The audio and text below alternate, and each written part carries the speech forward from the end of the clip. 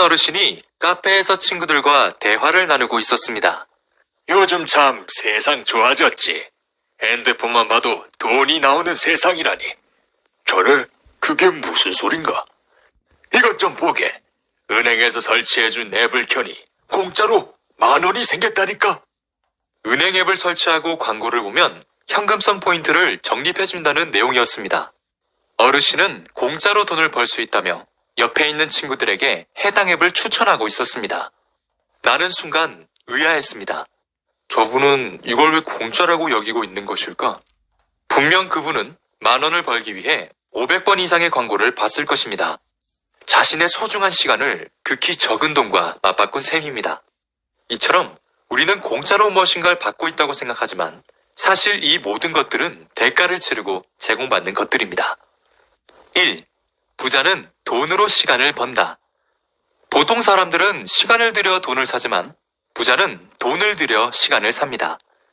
예를 들어 워런 버핏과 우리에겐 똑같은 시간이 주어집니다. 하지만 버핏의 1분과 우리들 1분의 시장 가치는 전혀 다릅니다.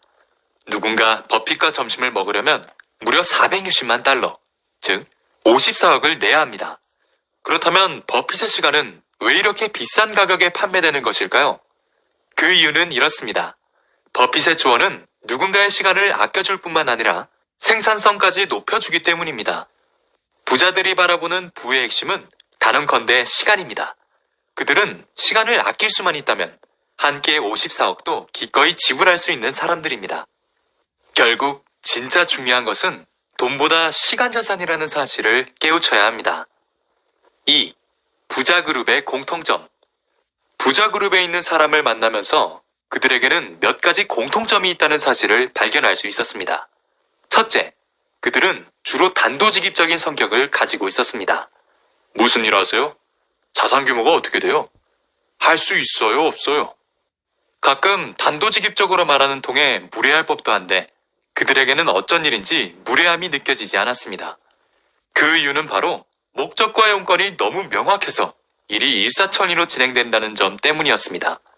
둘째, 추진력이 강했습니다. 그들은 말이 떨어지기 무섭게 바로 추진했습니다. 예컨대 집을 계약할 때 눈앞에서 호가가 1억 넘게 올라가도 곧바로 계약하는 모습을 보였습니다.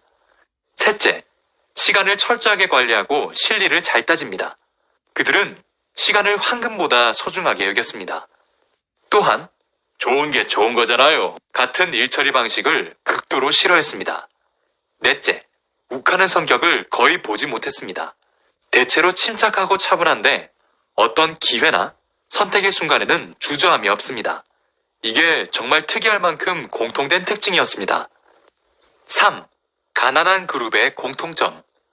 반면 가난한 그룹만이 지닌 몇 가지 공통점도 발견할 수 있었습니다. 첫째, 이들은 과거에 젖어 살았습니다. 옛날이 좋았다며 철없는 시절의 친구들을 불러내 술을 먹고 노는 것을 즐겼습니다. 둘째, 시간을 관리하지 않았습니다. 이들은 남는 게 시간이라는 말을 자주 썼습니다. 계획이 없으니 당연히 시간이 남고 시간이 남으니 게임이나 넷플릭스 등을 보면서 말 그대로 시간을 죽였습니다. 그리고는 항상 나중에 이렇게 말했습니다. 정말 시간이 없었다니까. 셋째, 약속을 자주 어겼습니다.